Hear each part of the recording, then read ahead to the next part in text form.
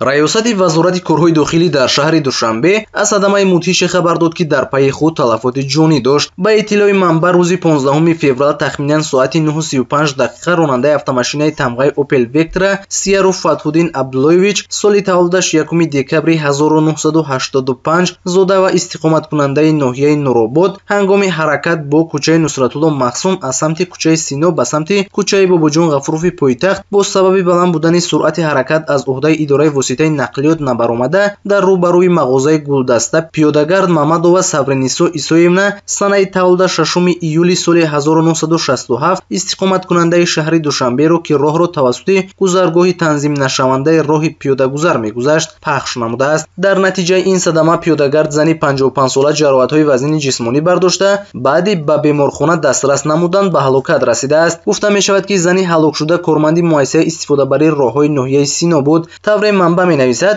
аз модари заҳматкаш, ки шабу рӯз дар пайи тозаву озода нигоҳ доштани кӯчаву роҳҳо меҳнат мекард, 3 фарзанд ятим мондааст. Вобаста ба ҳолати кор нисбати ронанда Сияров Фатҳуддин тибқи талаботи моддаи 212 қисми 2 Кодекси ҷиноятии ҷумҳурии Тоҷикистон парвандаи ҷиноӣ оғоз карда шуда, ном бурда дар ҳабси пешагӣ қарор дорад.